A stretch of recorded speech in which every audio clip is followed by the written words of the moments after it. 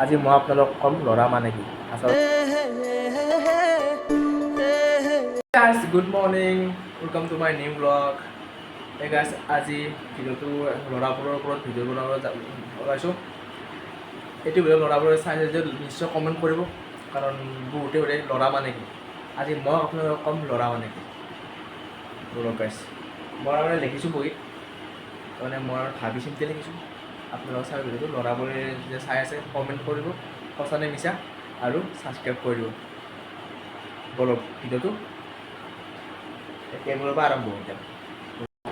Guys এতিয়া মই ক'ম মানে মই বহীত লিখি লৈছোঁ, তাৰমানে পুৰা ভাবি চিন্তি লিখিছোঁ। আপোনালোকে চাব। আজিকালি বহুতে সোধে আমাক ল'ৰা মানে কি। আজি মই আপোনালোকক ক'ম ল'ৰা মানে কি, আচলতে ল'ৰা মানে কি। আজি হয়তো মোৰ শব্দবোৰ শুনি আপোনালোকে কান্দি উঠিব পাৰে। হয়তো আজি আপোনালোকে চকুৰ পানী নষ্ট হ'ব পাৰে, কিন্তু আপোনালোকে শুনিব, মুঠতে ভালকৈ শুনিব, মনোযোগদি শুনিব। মানে বহুত কষ্টৰে তাৰমানে মই ভাবি চিন্তি লিখিছোঁ, 2 দিন লাগিছে মোৰ লেখাতে। আপোনালোকে ভালকৈ শুনিব। তাৰ বাবে মোক আপোনালোকে ক্ষমা কৰিব। এক নম্বৰ কথা, আপোনালোকে কয় নহয় ল'ৰা মানে কি। ল'ৰা মানে হ'ল পাগল। হয়, আমিবোৰ পাগল। আমিবোৰ জীৱনত যুদ্ধ কৰি পাগল হৈ যাওঁ, গম পাইছে গাইজ। কেৱল মা দেউতাৰ সুখী কৰিবলৈ আমিবোৰে জীৱন যুদ্ধ বাৰে কৰোঁ। আমি যদি টকা উপাৰ্জন কৰিব নোৱাৰোঁ, তেন্তে আমাৰ ঘৰখনৰ একো সন্মান নাথাকে গাইজ। ঠিক কথা কৈছোঁ না গাইজ, কমেণ্ট কৰিব। আমাৰ যেতিয়া কি বুজিছোঁ, মানে আমাৰ যেতিয়া টকা পইচা নাথাকে, ঘৰতো সন্মান নাথাকে, কোনো সন্মান নাথাকে গাইজ। সেইকাৰণে মই কথাটো মানে সেই বুজিছোঁ, হাগিছে মানে। আৰু মুখত ভাল মাত আৰু মৰমৰ মাত নাপায়। খালি গালি গালাজ পাই থাকিব, পইচা পাতি নহ'লে আপোনালোকক।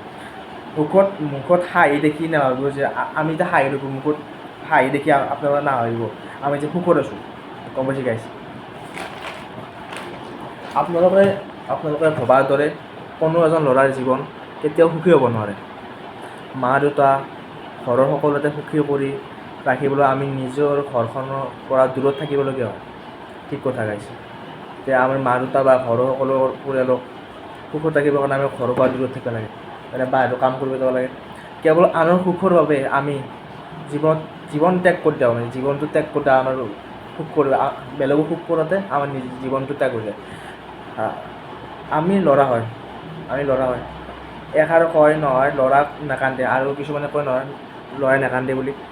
নাকান্দে। আপুনি ল'ৰাৰ চকু পানী দেখা নাপায়, কিন্তু ল'ৰা মানে কান্দে।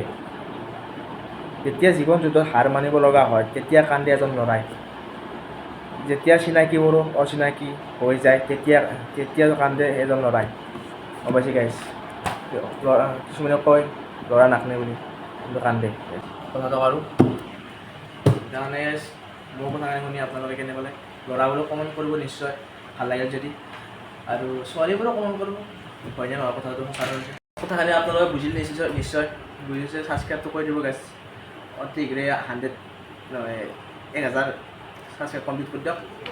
ডাঙৰ ছাৰপ্ৰাইজ আহিব গাইজ, ছাৰপ্ৰাইজ এটা ডাঙৰ। আৰু কথা এটা কওঁ, তাৰমানে এই যিখনে মই কথা কৈছোঁ সেইখনে মোৰ লগত ঘটা গাইজ, মোৰ লগত ঘটি আছে এনেকুৱা, গম পাইছে গাইজ।